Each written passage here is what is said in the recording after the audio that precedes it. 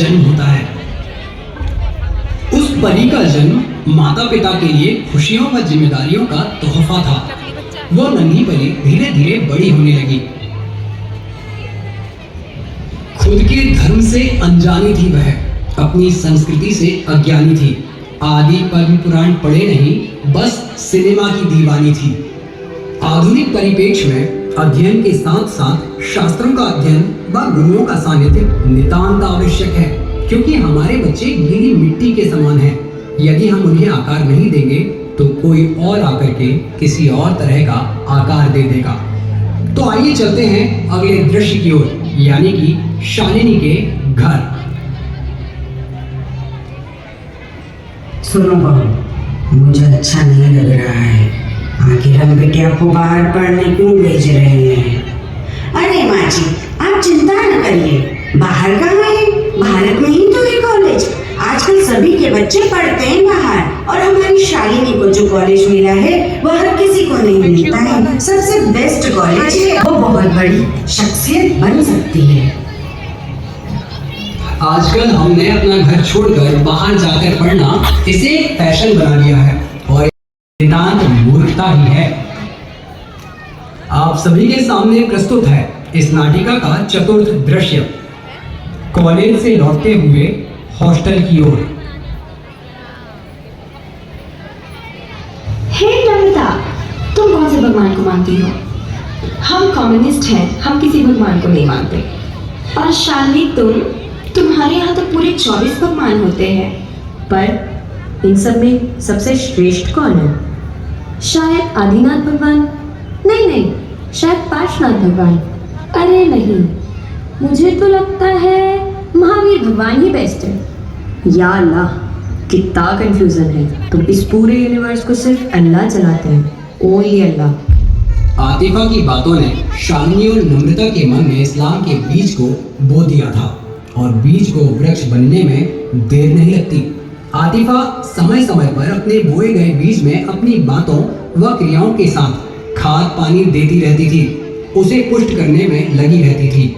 बच्चों को अपनी संस्कृति के बारे में बताएं, जिससे वे दिग्भ्रमित ना होने पाए। शास्त्र उठाएं जिससे संस्कृति ना खोने पाए, और शस्त्र उठाएं जिससे हम देश को बचा पाए। न जाने आगे और क्या सच्चाई आएगी जिससे हम सबकी रूह कांप जाएगी। तो आइए चलते हैं बिना रुके अगले दृश्य की ओर। हे चलो, आज संडे है ना, अपनी हॉस्टल लाइफ एंजॉय नहीं करनी है क्या? हाँ चलो, मुझे पता है एक जगह, यहाँ पास ही में एक बहुत अच्छा शॉपिंग मॉल है, हम वहाँ जा सकते हैं। अरे वाह, तो फिर देर किस बात की?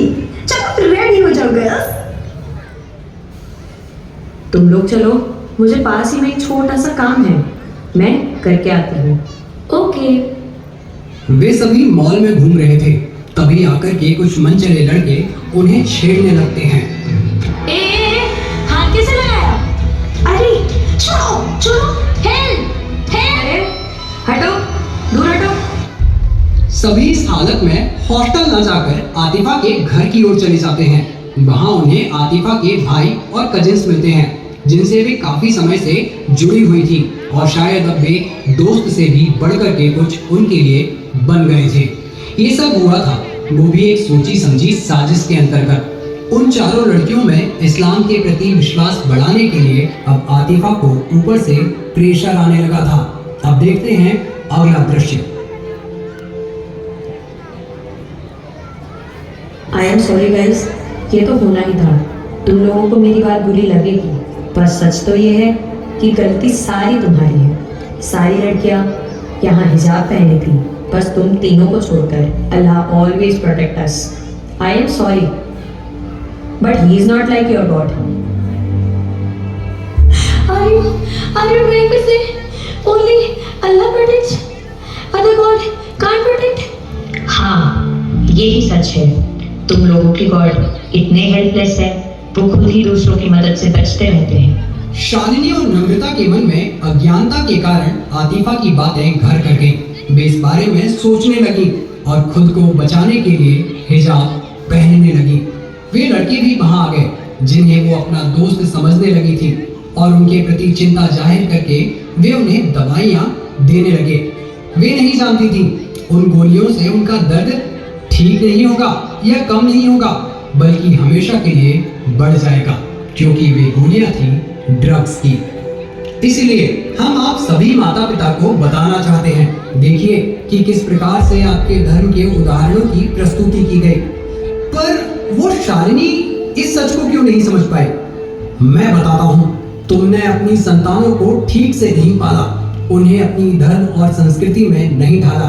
अरे एक हाथ में माला देते और एक हाथ में भाला, पर इसी अभाव ने तुम्हारी शालिनी को फातिमा कर डाला। वे लड़कियां हिजाब पहनने लगी, गोलियों के प्रभाव से प्रेम प्रसंगों में फंसती गई। जो लड़कियां कभी पाठशाला नहीं गई, वे मदरसों में जाकर के शिक्षा लेने लगी। शालिनी बन गई फातिमा और नम्रता बन गई अनिशा। धीरे धीरे शालिनी और नम्रता पूरी तरह से इस्लाम को मानने लगी और उनके प्रेम जाल में फंसती गई। और शालिनी गर्भवती भी हो गई। जब यह बात उसने अपने लोगों को बताई तो उन सभी ने उसे एक मात्र इस्लाम कबूल कर निकाह करने को कहा।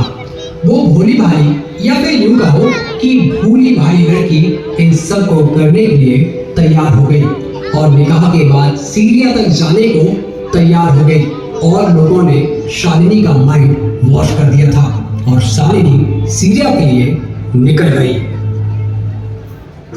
धीरे धीरे समय बीतता गया और शालिनी के समझ में आता गया कि ये एक बहुत बड़ा जाल है। इसी बीच उसने एक बच्ची को भी जन्म दिया, पर समझ आने में उसे बहुत देर हो चुकी थी। वो रोज अपनी माँ और पापा को बहुत याद करती, पर कुछ नहीं हो सकता था। शालिनी के साथ जो भी हुआ वह कहने के लिए हमारे पास शब्द नहीं है। एक बहुत भयानक दृश्य, एक बहुत भीषण सच्चाई जिसका सामना उसने किया या फिर कहो उसे करना पड़ा। और आज तक वो इसी दर्दनाक सच के साथ किसी जेल में पड़ी हुई है। जय जिनेंद्र माँ, पहचाना मुझे? मैं आपकी प्रिया, आपकी अदिति, आपकी नेहा हूँ। आंखें बंद कीजिए ना, और जो कुछ भी आपने देखा उसमें शालिनी की जगह अपनी बेटी को देखिए। अरे घबरा क्यों गए? आपने तो मुझे संस्कार नहीं दिए माँ। पापा, मंदिर में तो बस संतवाद पंतवाद में ये सब चलता रहा।